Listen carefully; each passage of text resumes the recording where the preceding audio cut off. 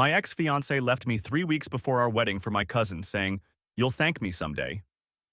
2 years later, they invited me to their baby shower. I showed up with a gift that made her cry and made him storm out. My name's Lila, 29, female, and 2 years ago I thought I was about to marry the love of my life.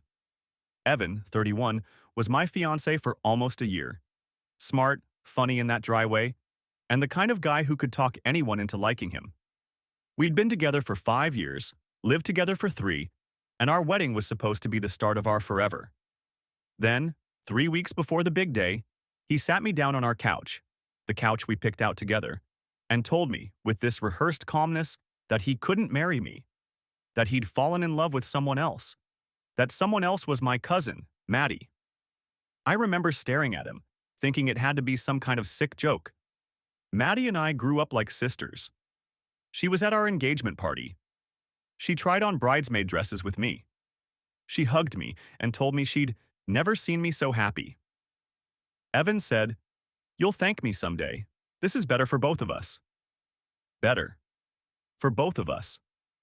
In the weeks that followed, I had to cancel venues, return wedding gifts, call vendors who still charged cancellation fees that emptied most of my savings. Maddie's social media exploded with photos of her and Evan together. Captions like, "Found my soulmate," with heart emojis, posted literally days after my life imploded. My mom begged me to take the high road because family is family, but I went no contact. The last thing I told Maddie was that she was dead to me. For 2 years, I kept my distance, built myself back up. Therapy, new apartment, a job I actually loved. I stopped flinching every time I heard Evan's name. I convinced myself I was past it. Then last month, an envelope showed up in my mailbox. No return address. Inside was a pastel invitation with gold lettering. "Please join us in celebrating Maddie and Evan's baby shower." I actually laughed out loud when I saw it. They had to have known I wouldn't come. It was either a sick power move or some twisted idea of making amends. But the thing is, seeing that invitation didn't make me want to cry. It made me want to burn them. Not literally, but I started remembering every detail they took from me. My wedding day, my family's respect, my ability to trust the people closest to me. I thought about the smug way Evan had said I'd thank him someday. And for the first time in 2 years, I wanted to make them feel something they couldn't just scroll past or shrug off. I RSVP'd yes. And I started planning a gift that wouldn't just sit on a registry checklist. It would be something Maddie couldn't hide from, something that would slice right through that curated little life she'd built out of my leftovers. It would make her cry, and it would make Evan storm out. And I already knew exactly what it was going to be. I didn't tell anyone I was going, kept it quiet, like a secret mission. The fewer people who knew, the less chance word would get back to Maddie and Evan before the big reveal.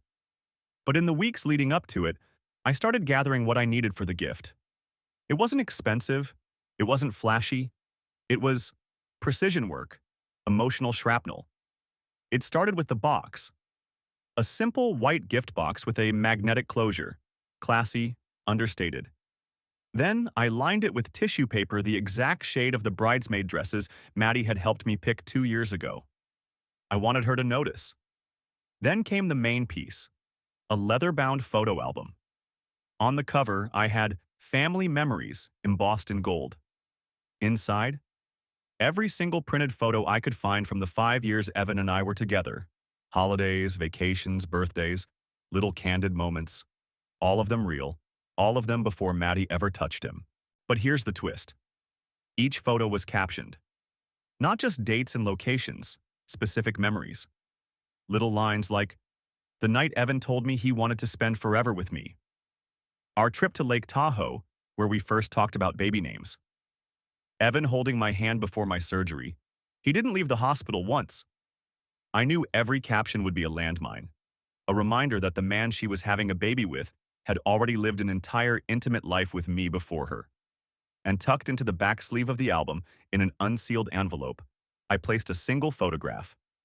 Evan and me at our engagement party, champagne glasses raised, Maddie smiling right beside us. I circled her face in red pen. I stared at that photo for a long time before closing the box. My hands were actually shaking, not from guilt, but from anticipation. The day of the shower, I almost backed out. Almost. I sat in my car outside the event hall, staring at the pastel balloon arch through the glass doors.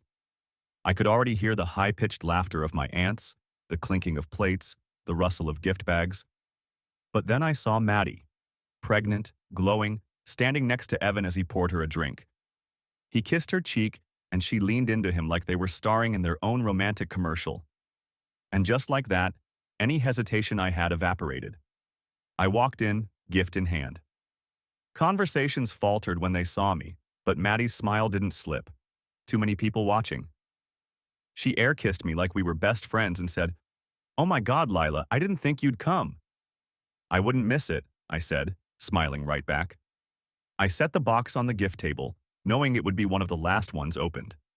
That way, everyone would see her reaction. And from the moment I sat down, I could feel Evan's eyes on me, sizing me up, probably wondering why I'd shown up at all. He was about to find out. The shower dragged on in that painfully chipper way family events do, when half the room is pretending old wounds don't exist. Maddie flitted from table to table, squealing over diaper cakes and tiny onesies. Evan stayed close to her, but every so often, his gaze would flick to me, sharp, suspicious. I kept my smile polite, my voice soft, playing the part of the good sport while sipping my champagne. Inside, I was counting down the minutes. I knew the gift opening was coming, and with it, the detonation. When Maddie finally sat down in the big mom-to-be chair, a semicircle of guests formed around her. Phones were out, recording. She tore through presents like a kid on Christmas morning. Aprons, blankets, bottles, a ridiculous stuffed giraffe. Laughter and coos filled the air. And then her manicured hand landed on my white gift box. "Oh, from Lila," she said in that sing-song voice, holding it up for everyone to see. "I'm so glad you came." The tissue paper crinkled as she lifted the album out. She paused, smiling for the crowd. "A photo album. How sweet." She opened it.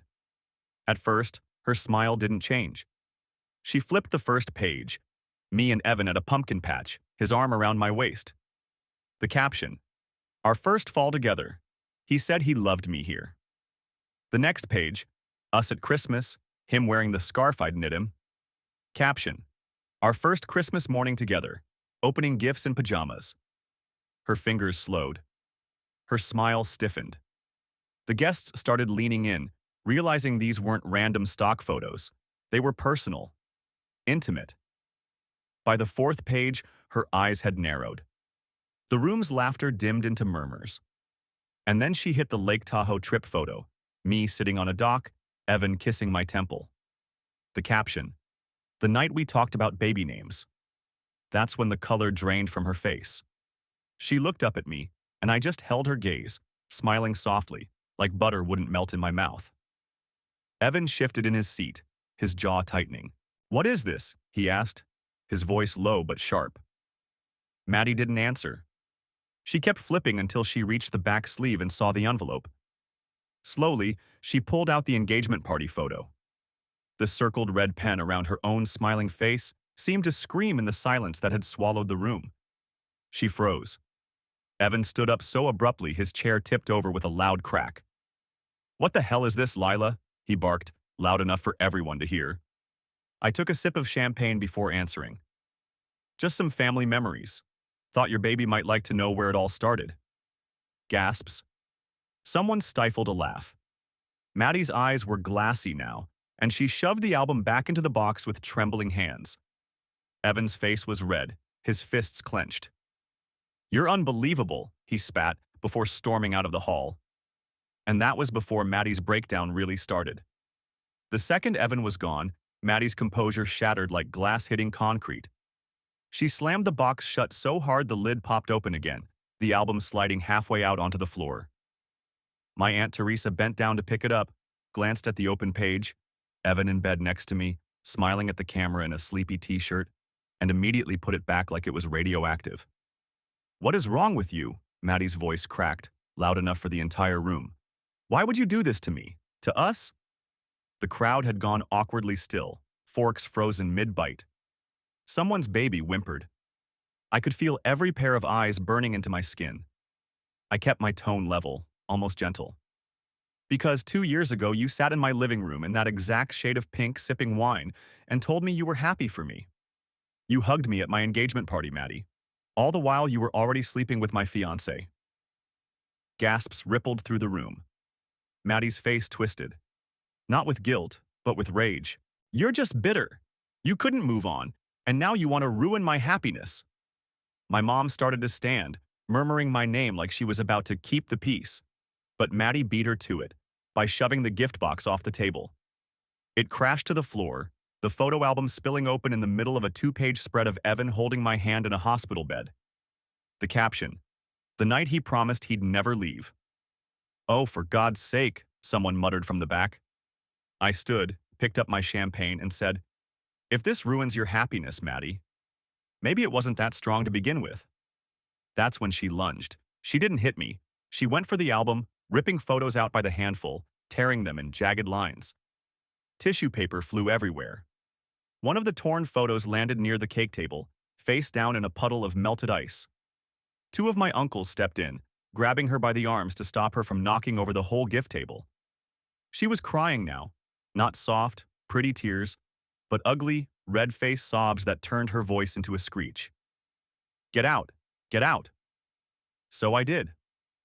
I walked past the staring guests, past my mom's horrified expression, past the pastel balloon arch that was already starting to sag.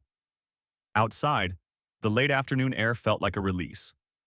But just as I reached my car, I heard the glass doors slam open. Evan was back, stomping toward me. "You think you're clever?" he hissed. "You're pathetic, Lila. This," he gestured toward the hall. "This was a new start, and you just showed everyone who you really are." I smiled. Not sweetly, but with all the venom I'd been saving for 2 years. "Oh, Evan, they already knew who you are. I just gave them the footnotes." His face went pale, then blotchy. He muttered something I didn't catch and turned back toward the building. And that's when I realized I'd barely even gotten started. Update 1. Well, that blew up faster than I expected. I posted my first part here thinking maybe a few people would read it, nod, and move on. Instead, my inbox looks like a dumpster fire full of popcorn, half of you cheering me on, half asking for Maddie's reaction in excruciating detail. So here it is. First, to everyone who said, "Why even go?" Fair question. But the baby shower invite wasn't an olive branch. It was bait. Maddie has always had this smug need to win, and I think she genuinely wanted me to see her with the man who left me, pregnant and glowing, like I'd somehow applaud her life upgrade. Showing up was my way of flipping the script. And for those of you saying, "You're just as bad," nah. I didn't blow up her marriage. I didn't steal anyone's fiancé. I just put the truth in a pretty box and let her unwrap it herself. Now, here's what I didn't mention before. After Evan stormed out, Maddie completely lost it. Not just ripping the album, she started accusing other guests of taking Lila's side. My cousin Jake, her own brother, told her she was embarrassing herself and she threw a cupcake at him. It hit my Aunt Teresa in the hair, pink frosting everywhere. By the time I left, the whole shower was basically over. People were slipping out in awkward little pairs, carrying untouched party favors. My mom texted me later that Maddie had locked herself in the bathroom for an hour, while Evan yelled at someone on the phone in the parking lot. And Evan? That man's ego is thinner than tissue paper. I heard from a mutual friend that he spent the next day DMing people who were at the shower, explaining the timeline of our breakup so it didn't look like cheating, which of course only made it look exactly like cheating. Here's the kicker. 3 days after the shower, I got a Facebook message from someone I hadn't heard from in years, Evan's ex before me. She said, "Saw your post. He pulled similar crap with me, just not with family. You did God's work at that shower." I'm not saying karma's real, but this is starting to feel a lot like a warm-up act. Because Maddie and Evan, they haven't blocked me, which means they're still watching. And I'm already thinking about what I could send them when the baby's born. 3 weeks after the shower, the drama still hadn't cooled off. Maddie's meltdown had spread through the family like wildfire. My Aunt Teresa, accidentally, told me at brunch that Maddie had called her in tears, saying she couldn't believe how cruel I'd been. Evan apparently was so stressed, he'd slept on the couch for a week. Good. But then the pettiness turned physical. One morning, I walked out of my apartment to find my car door handle smeared with something sticky. At first I thought it was tree sap, but no, strawberry frosting. Pink, the exact same shade as the baby shower decor. I don't have proof it was Maddie, but come on. Later that day, I got a text from an unknown number. Bet you don't feel so smug now. I didn't respond, but I saved the message and screenshot it. Because if they were going to escalate, so was I. That weekend, I ran into Maddie at the grocery store.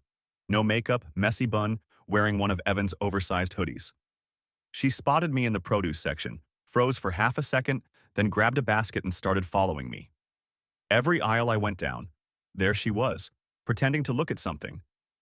Eventually, she cornered me near the self-checkout. "You've ruined everything," she hissed.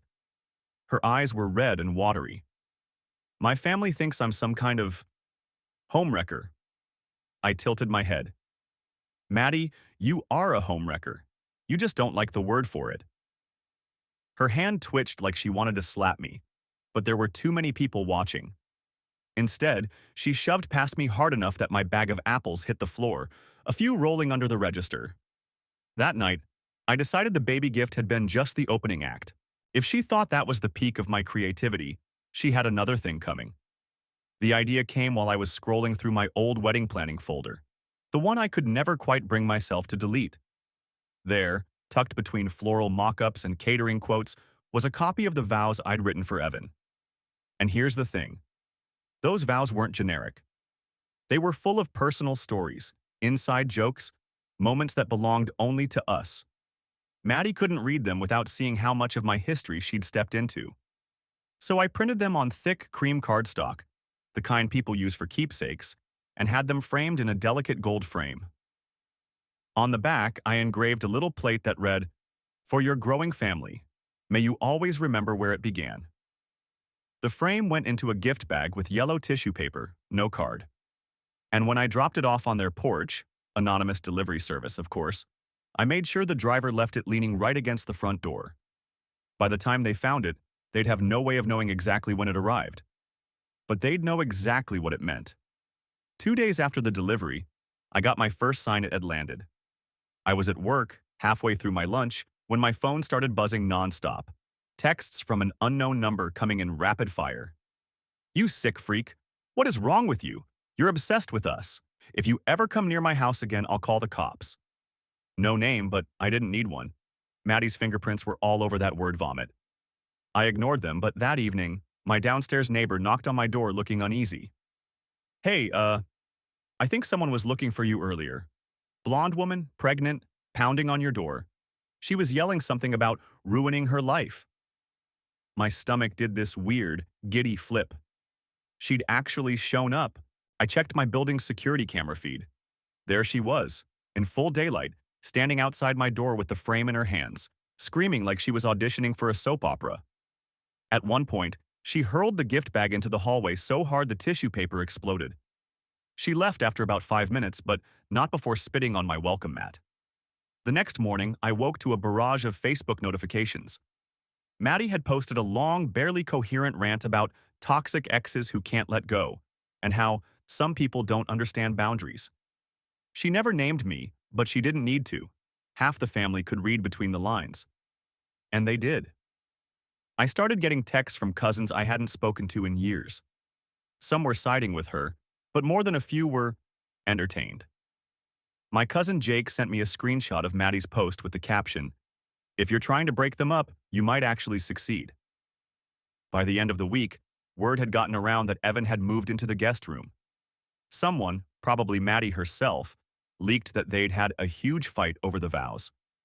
Apparently, Evan hadn't even known I'd saved them, and Maddie accused him of keeping secrets and inviting this drama by ever being with me in the first place. I didn't post about any of it. I didn't need to.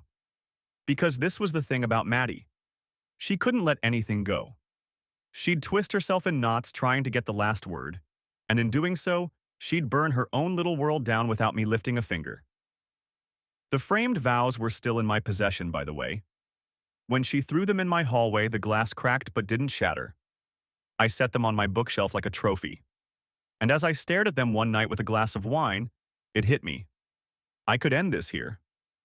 Walk away with the satisfaction of knowing I'd left a permanent bruise on their perfect picture. But I didn't want to end it yet, because there was still one card left to play. Update 2. Alright, Reddit. I think this might be the grand finale. After my last post, the DMs got wild. Half of you were sending me ideas so diabolical they should be filed under evidence, and the other half were begging me to go nuclear. I didn't need to. Maddie was doing a flawless job detonating her own life. Here's what happened. 2 weeks after the vow incident, I got a call from my Aunt Teresa. Now, Aunt Teresa is Maddie's mom's sister. Neutral party usually tries to keep the peace. She was whispering like she was in a spy movie. "Lila, have you heard? Maddie kicked Evan out." Apparently, the fight over the vows turned into a full-blown war. Evan accused her of being obsessed with your ex. Maddie screamed that he was still in love with Lila, and things escalated until he packed a bag and left.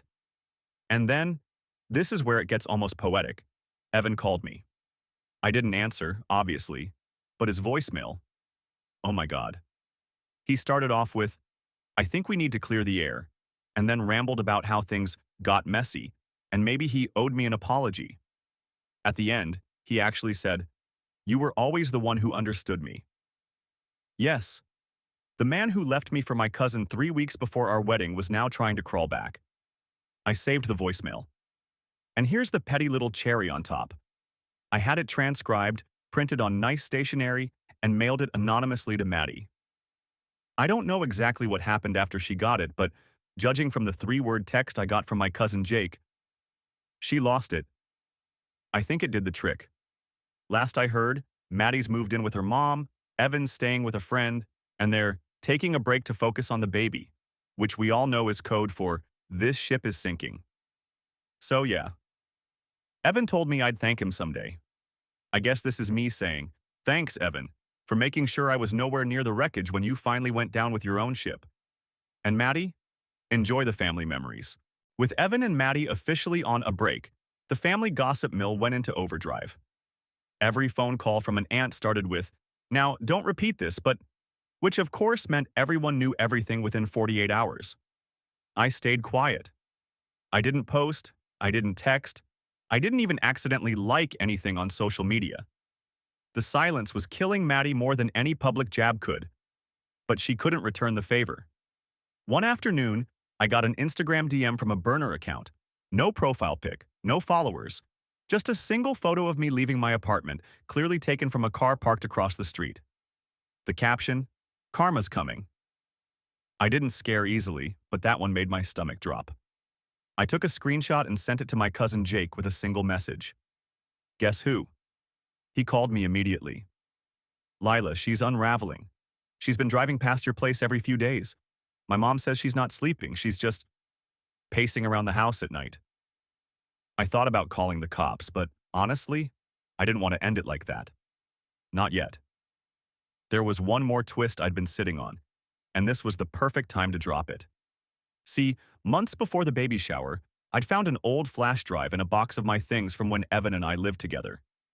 It had hundreds of photos and videos on it, most of them harmless, but a few, let's just say, extremely coupley. Maddie had probably never seen them because they were from trips and moments she didn't even know existed. I wasn't going to post them. That's not my style. But I knew someone who'd love to have them, Aunt Teresa.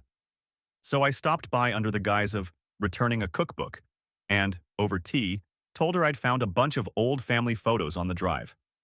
I slipped it into her hand and said, "Might be nice for the baby to have someday." The way her eyebrows shot up told me she understood exactly what I just handed her. 2 days later, Jake texted me. She saw them. She screamed at Evan over FaceTime for 20 minutes straight. He hung up on her.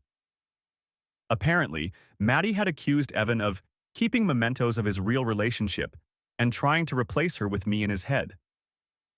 Evan, for once, didn't deny it. He told her she was acting paranoid, which, coming from him, Must have felt like gasoline on a fire. And the best part? I hadn't done anything illegal or even directly confrontational. I'd just given the family memories to family. But judging from the next voicemail I got from Maddie, threatening to make sure I never show my face at another family event, I knew I'd hit exactly the nerve I wanted. The baby was born in early spring, and by then, Maddie and Evan weren't even pretending to be together.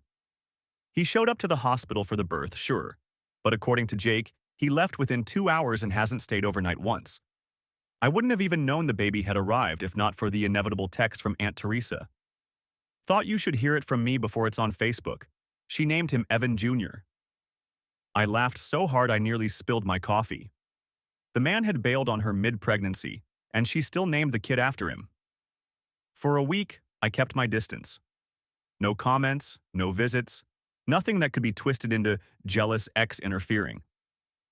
But the truth is, I'd been holding on to one last gift. The real finale. It was a children's storybook, the kind with a padded cover and bright watercolor illustrations. But this one wasn't off the shelf.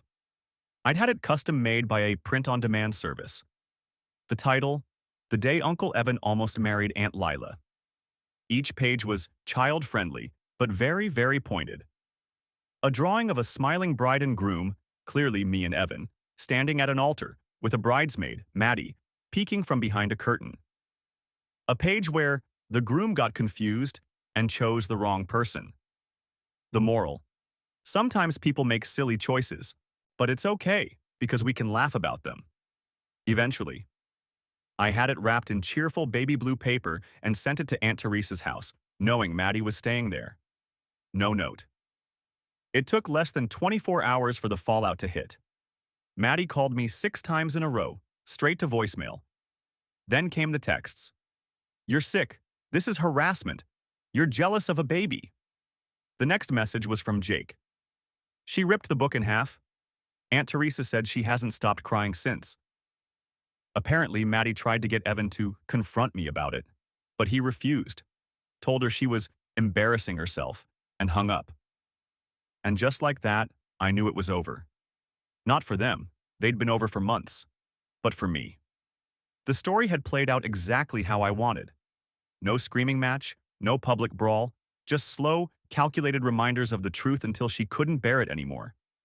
Now, I've still got the vows on my shelf, the photo album in my closet, and the voicemail from Evan saved in 3 places. Little souvenirs. But the best keepsake is the silence. No more knocks on my door. No more burner DMs.